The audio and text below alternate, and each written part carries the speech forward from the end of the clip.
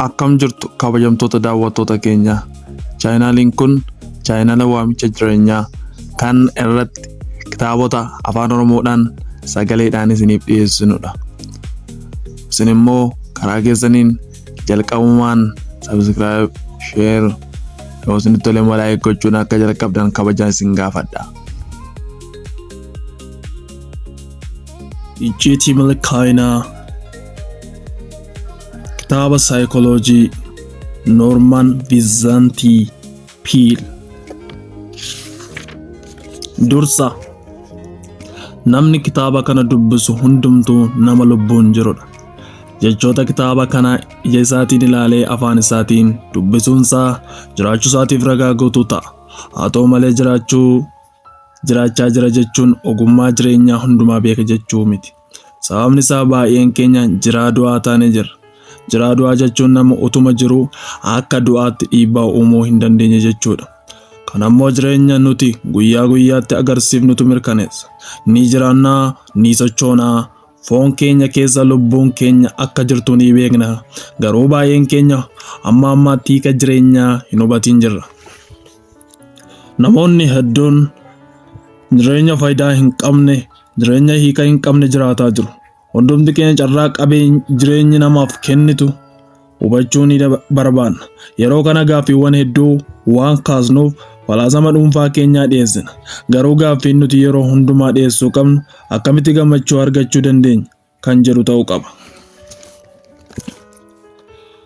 Amma fedhe bilchina yoo qabaanne iyyuu jecha afaanii qofaan gammachuu argachuu hin dandeenyu. Mudannoo jireenya keenya keessatti nutti dhufu yommuu argan namoonni yaada nu gufachiisu nurratti kennuu ni danda'u. Yeroo kana gaaffiin nuti namoota kanaaf dhiyeessuu qabnu tokkicha innis gammachuu argachuuf maal gochuun qaba kan jedhudha. Namoonni addunyaa kanarra jiraatan hedduunis gaaffiidhuma kana gaafatu. Gaaffiiwwan barbaachisoon hedduun yoo jiraatan iyyuu gaaffii isa kana booda dhufu. Kaayyoon kitaabni kun barreeffameef dubbistoonni akkamittiin jireenya gammachuu qabu jiraachuu akka danda'an barsiisuu fi kitaabichi wantoota gammachuu namaa dhabsiisan kanneen akka sodaa, dhiphina miira, of ceepha'uu, yaaddoo kufaatii fi kan kana fakkaatan haala gaariidhaan ni ibsa. Jireenya milkaa'aa jiraachuuf gorsa barbaachisaas gumaacheera. Dubbistoonni hundumtuu gorsa kitaaba kana keessa jiru haala gaariidhaan hojiirra oolchuu qabu. Namni kamiyyuu gammachuu qabaachuu yoo barbaade qajeelfamoota kitaaba kana keessa jiran hojiirra oolchuudhaan jireenya wayyaa jiraachuu ni danda'a. Dubbistoonni koo kanaan dura kitaabota koo kanneen The New Art of Life fi The Amazing Result of Positive Thinking jedhaman dubbisanii jijjiirama ajaa'ibsiisaa fidaniiru. Kitaabni kunis rakkoowwan nuti har'a keessa jirruuf akka furmaata ta'uu danda'u nan amana. Kitaabni kun akka ati nama guddaa taate gatiin kee guddaa akka ta'e sitti hima. Kitaaba kana dubbistee injifannoo guddaa akka gonfattu siifan hawwa. Icciitii Milkaa'inaa boqonnaa tokko. Barbaadii of argadhu. Namni gaafa barbaadee of argatee jireenya haarawaa jiraachuu jalqaba. Umuriin namichaa utuu hin daangessin akkuma namicha of argateen jireenyi dhamdhama ishee isaaf mirgisuu jalqabdi. Namni kamiyyuu of argachuu isaatii eegalee jireenyi isaa hawwataa ta'a. Nama tokkoof jireenya isaa keessatti guyyaan guddaa jedhamu guyyaa inni itti of argatedha. Of argachuun namoota muraasaaf akka carraa ta'ee jalqaba jireenya isaaniitti raawwatamaaf, namoota biroof immoo gara xumura jireenya isaaniitti mul'ata. Daddafne yoo milkoofnes suuta yoo of argannes hundumti keenya jireenya gammachiisaa jiraachuuf dhamaatee garaa hin cinne goonee of argachuuf qabna. Haa ta'u malee namoonni hedduun dhalatanii utuu of hin argatiin addunyaa kanarraa dulloomanii du'u. Namoonni akkasii wanta faayidaa qabu tokko illee utuu hin gumaachin akkasumaan dhalatanii akkasumaan dulloomanii akkasumaan du'u. Waa'ee namoota kanaa qoratan yakka maqaan isaa Sherlock Holmes jedhamu miira gaddaatiin guutame akkana jedhe. Namoota utuu muuziqaa waliin sirbanii akkasumaan du'an jedhee yaada kenne. Namoonni akkanaa utuu hojii ija qabu hin hojjetiin darbuun isaanii nama gaddisiisa. kun immoo balleessaa uumamaan mormuu waliin wal qixa. Waggoota dheeraa dura Sookiraatos mana qulqullummaa Giriikii irratti of bari yookiin beeki jedhee barreessee ture. Kanas milkoominni jireenyaa keessatti argamu ogummaa uumamaan qabanitti fayyadamuudhaan kan argamu akka ta'e erga hubatee booda. Kanaafuu baay'een keenya humnaa fi dandeettii keessa keenya jirutti waan hin amanneef of argachuu dadhabna. Namoota akkasiitiif falaasama kitaaba kana keessa godhachuu fi itti fayyadamuun barbaachisaadha. Dhugaa dubbachuuf sababa ofii keenyaaf ilaalcha gadaanaa qabaannuuf jireenyi keenya rakkoo keessa seena. Baay'een keenya ofitti amantaa hin qabnu. Nuti jajjaboo nama hundumaarra cimoo injifachoota ta'uu hin dandeenya turre. Garuu eenyummaa keenya amannee waan hin fudhanneef dadhaboo namoota qabxii gaarii hin galmeessine injifatamtoota taanee hafne. Namoonni amala ofii isaanii fudhachuu qaban muraasni ni jiru.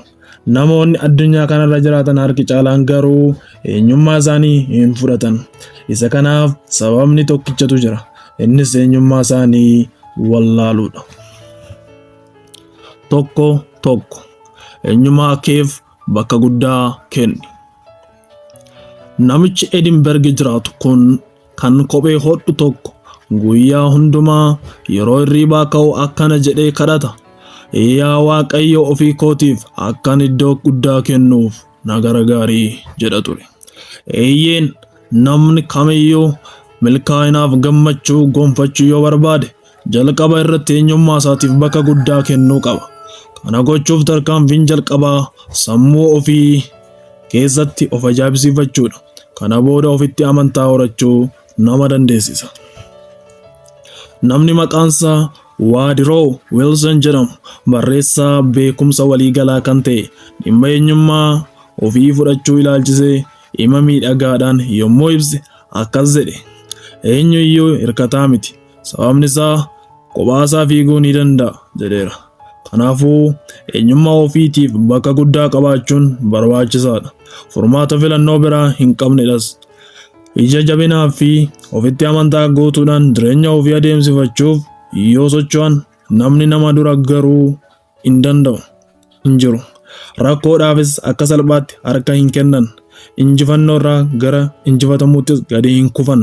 Yoo akkas gootan hin injifatamtan.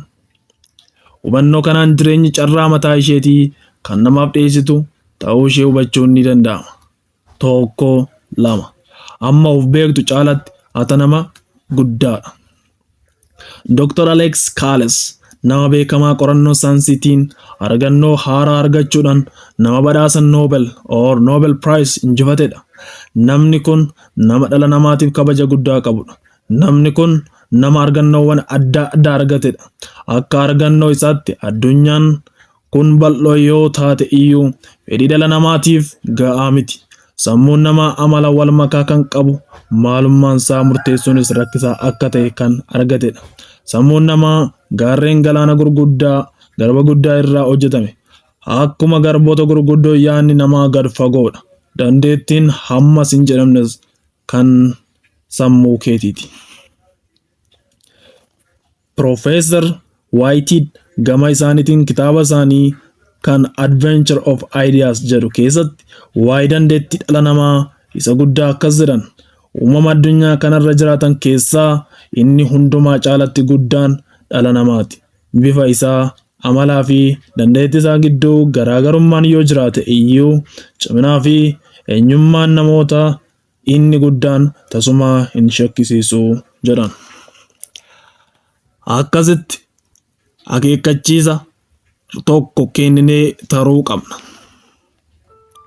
Sababni isaa sababoonni bu'uuraa hundumtuu dhugaa guddummaa dhala namaa mirkaneessudha. Olantummaa fi dandeettiin namaa kun jireenya nama sanaaf hawaasa naannoo isaa haala gaariidhaan tajaajilee darbuu qaba. Amaloota gaggaarii nuti horachuu barbaannu kan nu shaakalchiisu akeekkachiisa kanadha. Hammi dandeettii keenyaa kan bahee mul'atu amma amaloota kanneenii irratti hundaa'a. Jireenya kee keessatti guyyaa dhufaa darbaa haalonni xixiqqoon akkasii injifataniif cimina kee akka dhabamsiisaniif ni eeyyamtaa? Haalonni kanneen maal akka ta'an xiinxali. Addunyaan kun akka Gooliyaad cimaa fi sodaachisaa sitti fakkaachuu ni danda'a. Garuu injifannoo galmeessuuf eenyummaan kee qofti gahaadha.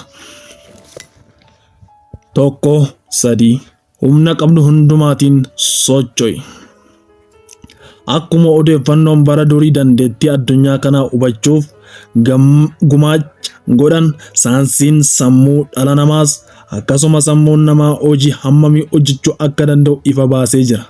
Profeesariin yuunivarsiitiidhaa barsiisaan tokko akkas jedhan, namni milkaa'eera jedhamu nama humnaa fi dandeettii isaa hundumaa walitti kuufatee qabxii tokkicha irratti xiyyeeffannaadhaan hojjetudha jedhan. Dhugaa ajaa'ibsiisaa kana ija keenyaan arginee amanuuf kan nu gargaaran ragoolii qabatamoo hedduutu naannoo keenya jiru. Utuu fagoo hin deemin namoota walaloo qopheessan fudhachuu ni dandeenya. Namoonni walaloo gurguddoon walaloo isaaniitiin barri fuula duraa maal akka fakkaatu namatti argisiisu. Gurri namoota kanaa gurra keenya caalatti dammaqinaan odeeffannoo argachuudhaaf qophaa'aadha. Odeeffannoowwan dhugaa, yaadannoowwan jireenya barbaachisoo hundumaas dhimmanii dhageeffatu. Namoonni kun ija golgaa namoota daangesse keessa qaxxaamuree dhugaa jiru arguu danda'u qabu. Namni William James jedhamu kitaaba isaa kan Powers of Man jedhu keessatti akkas jedhe, namoonni dandeettiiwwan uumamaan qaban hedduu keessaa ittiin hojjechuuf dandeettii muraasa qofaatti fayyadamanii darbu jedhe. Dhiyeenya kana immoo qorataan saayinsii uumamaa tokko akka jedhanitti giddu galeessatti namni tokko dandeettiiwwan sammuu isaatii keessaa 20% qofatti fayyadama. Fakkeenyaaf ati waa'ee namoota gurguddoo yommuu yaaddu firii isaan argamsiisan ilaaltee kun gatii dadhabbii fi qabsoo isaaniiti jettee jara sana jajuu ni dandeessa. Ati immoo nama umurii gidduu galeessa irra jiru yoo taate dandeettii sammuu keetii keessaa 5% qofaatti fayyadamaa jirta jechuudha. Fayyadamaa dandeettii sammuu keetii kana gara 50% utuu ol guddiftee jireenya kee irratti jijjiiramni attamii akka dhufuu danda'u itti yaadi. Dandeettiin sammuu nama hundumaa kan hojiirra hin ooliin hafetu kuufamee keessa isaa jira. Kanaafuu icciitiin jireenyaa inni guddaan kan argamu yommuu humnaa fi dandeettii keessan hundumaa gumeessitanii itti fayyadamtanidha. Dandeettii ofitti fayyadamuun furtuu jireenyaa harka keessa galfachuudha. Kuusaa dandeettii sammuu keenyaa kana dhoofnee itti hin fayyadamnu yoo ta'e jireenyi keenya nama hiyyeessa akka nadaajiin mana isaa duuba jiru utuma beekuu nadaajii sana qotee baafachuu dhiisee jireenya harkaa gara afaan jiraatu fakkaata. Jireenyi akkasii jireenya nama dhibaati. Namni dhibaan waan hedduu hojjechuuf kennaa fi dandeettii utuma qabuu maal na dhibdiidhaan umurii isaa fixa. Hundumti keenya wanta hubachuu qabnu tokko qabna. Innis jireenyi waltajjii namoota dhibaa akka hin taanedha. Jireenyi waltajjii namoota humnaa fi dandeettii isaanii hundumaatti fayyadamuudhaan dheebuu isaanii kubbayyaa guutuu keessaa dhuganiiti. Jireenyi waltajjii irratti cimina uumaan namaaf kenne mul'isanidha. Jireenyi madda cimina namoota dadhaboo ta'uu ni dandeessi. Jireenyi waltajjii amaloonni hedduun irratti mul'atanidha. Dirreen irratti miidhamaa ofii irraa yaalamanii fayyan dirreen milkaa'inaa fi nagaa irraa argatan jireenya. Dirree jireenyaa irratti amalas ta'e dadhabinni hin wal'aanamne hin jiru. Namni kamiyyuu rakkoo dhuunfaa fi dadhabina isaa irratti yoo qabsaa'e jireenyi furmaatanii kennitiif atis humnaa fi dandeettii uumaan siif kenne barbaaddee yoo argatte humna qabdu hundumaatti fayyadamtee sosocho'uu yoo jalqabde isa duriirra kan caalu eenyummaa keetti gammaddee of fudhachuu ni dandeessa. Icciitii milkaa'inaa. Boqonnaa 2. Sodaa fi dhiphina of keessaa balleessa. Muddama ofirraa fageessuu utuu dandeessee jireenya nama hundumaatiif dhamdhama mi'aawaa kenniti turte. Namni tokko haala addaa tokkoon guddaa gammadee sana booda gara miira muddamaa fi jeeqamaatti akka hin deebine yoo mirkaneeffatte, jijjiiramni ati ofirratti argitu nama addunyaa haaraatti ceesi fakkeessa.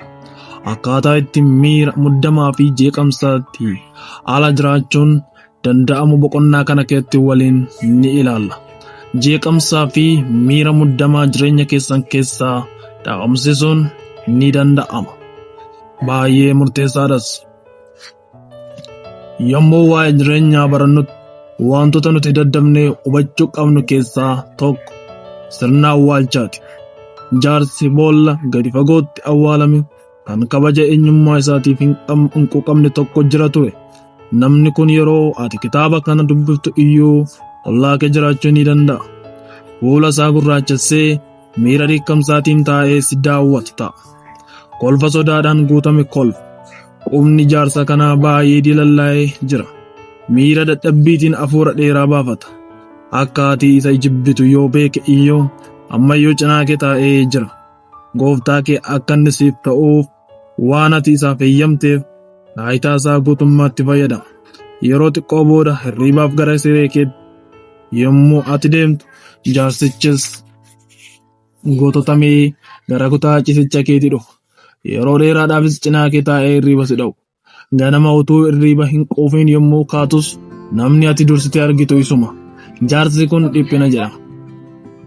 Yommuu waajjira suuqii yookaan gara maasii qonnaa adeemtu jaarsi kun si waliin dhufa. Garboonfataa guyyaa guutuu sirraa addaan hin baane sitti ta'a. Tarii dhiphina kana jalaa dhokachuuf jecha hiriyoota kee waliin yeroo muraasaaf bashannana deemuu ni dandeessa. Akkuma bilisummaadhaan bashannanuu jalqabduun cinaa keetii qilleensi haaraan si rukuta.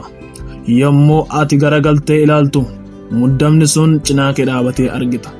Jireenyi sirrii jiraachuu yoo barbaadde garuu muddamaa fi dhiphina kana guutummaatti keessa keetii qulleessitee baasuu qabda. Garuu akkamitti? Gaaffii keetiif akka deebisiif ta'uuf ibsi gaariin armaan gaditti dhiyaatee jira. Sadarkaa tokkoffaa irratti muddama sitti dhufu kallattiidhaan wallaansoo qabu qabda. Karaan ittiin adeemsa milkaa'inaa jalqaban kan biraan tasuma iyyuu hin jiru. Namni tokko muddama isaa irraa gara bara baraan addaan ba'uuf utuu hin murteessin sossobee waliin jiraata yoo ta'e, waliigaltee uumuudhaan waliin jiraachuu yoo itti fufe muddamni kun yoomiyyuu gadi isa hin dhiisu. Murtii guutuudhaan kaatee dhiphina isa na garboomfate dhabamsiisuun qaba. Dhiphina waliin jiraachuun nagaa jechuu qabda. Sababni isaa muddamni boqonnaa nama dhoowwatee jireenya waan namatti hadheessuufi. Kanaafuu kennaawwan irraa afaan akka gammachuu qabaannuuf nuuf kennaman. Addunyaa miidhagduu keessa jireenya miidhagaa jiraachuuf nu gargaaru. Kun ta'uuf immoo dhiphina keenya ofirraa addaan baasuun furmaata filannoo biraa hin qabnedha. Qabxii kana irratti dhiphina jechuun sodaa irraa adda ta'uunsaa beekamuu qaba. Muddamni namatti dhufuun hin hafu. Garuu yommuu inni namatti dhufu keessummeessuun fuula duratti sodaadhaaf nama saaxila. Nama muddamaan weerarametu sodaa keessa seena jechuudha. Tarkaanfiin inni lammaffaan dhiphina dhabamsiisuuf fudhachuu qabnu immoo akkaataa yaada haarawaa shaakaluudha. Wanti shaakalan argamu yeroo tokkichatti argamuu hin danda'u. Obsaan yeroo dheeraa shaakaluun dirqama. Xiyyeeffannaa keessan rakkinaa fi dhiphina keessan irra utuu hin ta'in dandeettii fi kennaawwan keessan irra taasisuu qabdu. Kunis amaleeffatamuu qaba. Namni galaana guddaa keessa seenee daakuutti jiru iyyuu bishaan guddaa sana keessa waan isa gammachiisu ni argata.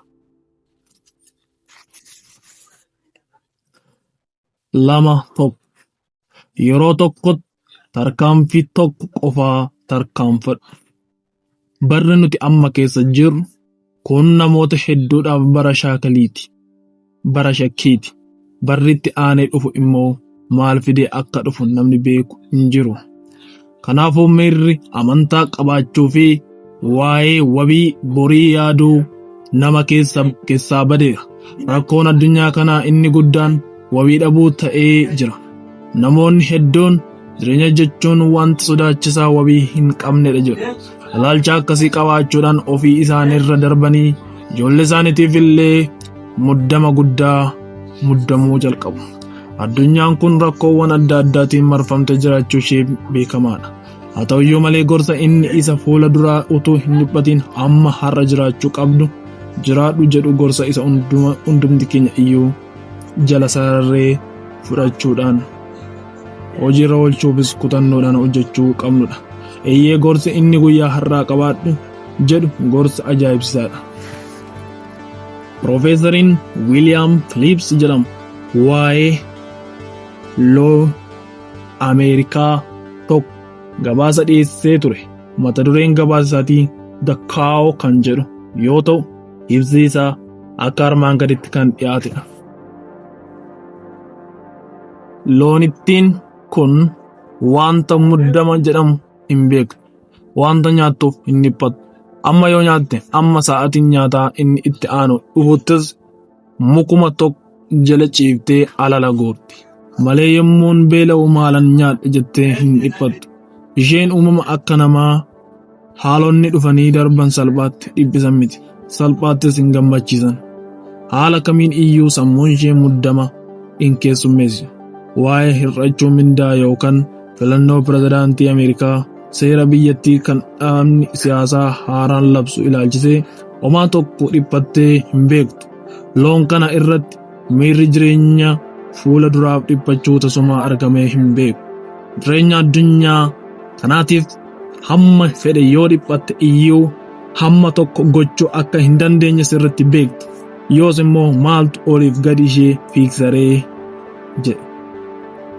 Kanaafuu rakkoo waggaa muraasa booda uumamuuf jiruuf har'uma hamma malee dhiphachuun gowwummaadha.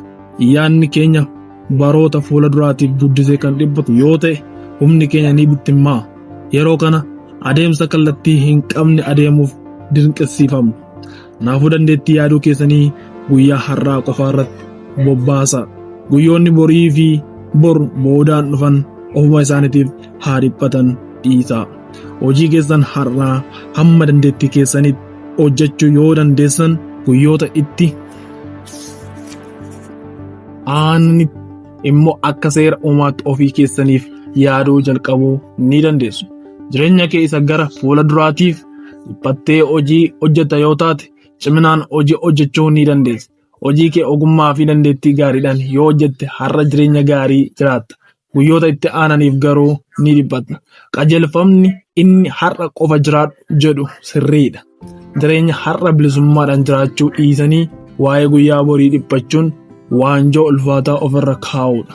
Kanaafuu si'a tokkotti tarkaanfii tokkicha tarkaanfachuun dhukkuba, sodaa fi muddamaatiif daawwaa murteessaadha. Guddinaafis filannoo isa olaanaadha. Rakkina kee wajjin guddaatti hin ilaalin. 2 rakkina kee waan guddaatti hin ilaalin. Rakkoon dhala namaa amala tokko qaba. Innis ammaa olitti guddaa fakkaatee mul'achuu isaati.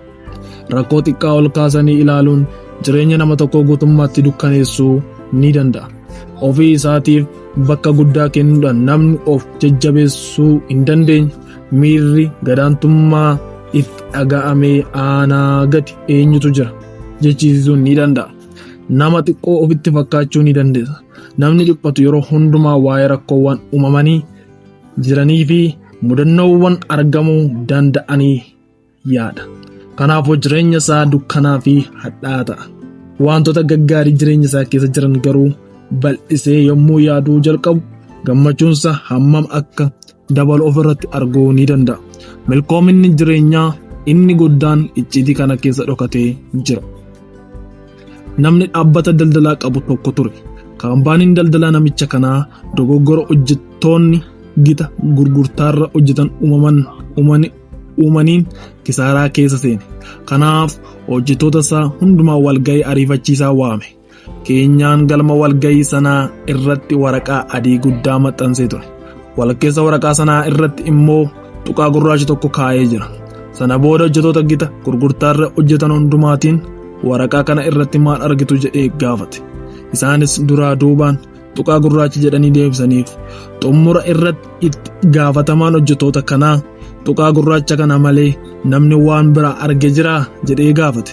Hojjettoonni sun immoo garuu tuqaa gurraacha malee waan biraa akka hin argin mirkaneessaniif. Itti gaafatamaan isaanii immoo isin keessaa namni bakka duwwaa isa adii naannoo tuqaa gurraachaa fudhatee jiru arguu danda'u dhabamuunsaa waan nama ajaa'ibsiisudha jedhe.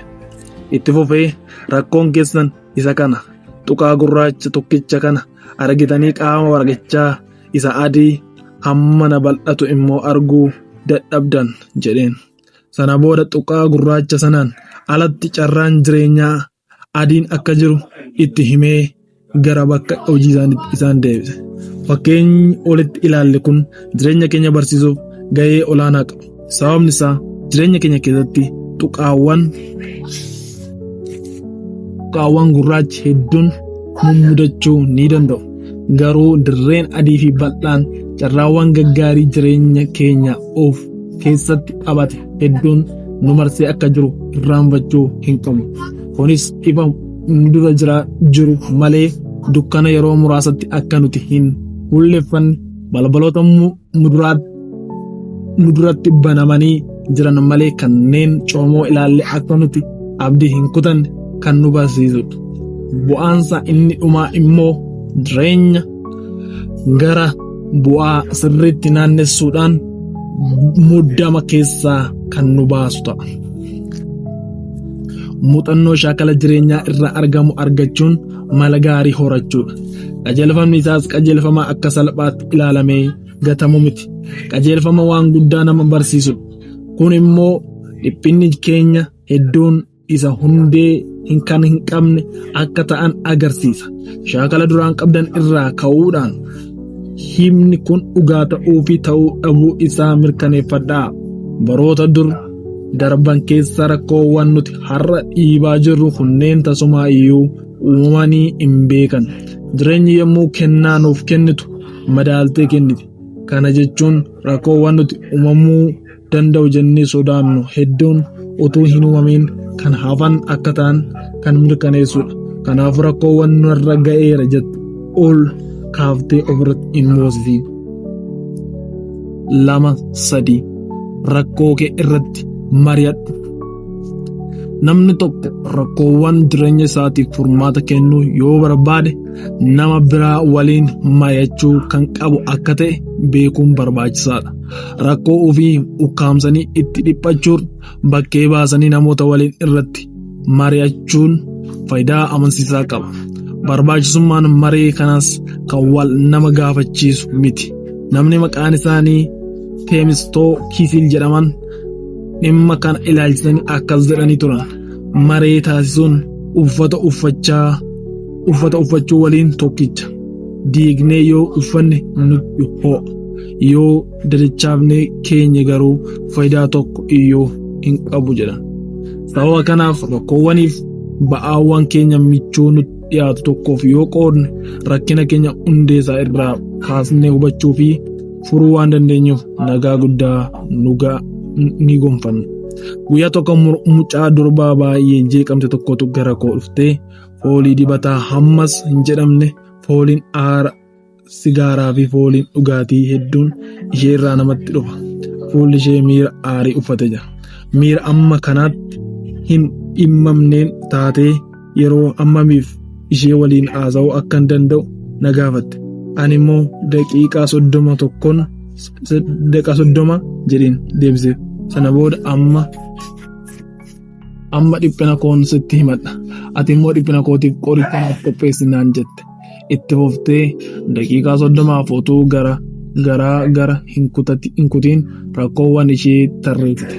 Akkuma xumurteen sa'aatii ilaaltee daqiiqaawwan 30 sana akka xumurte argitee miira dhiifama gaafatuun gungumaa.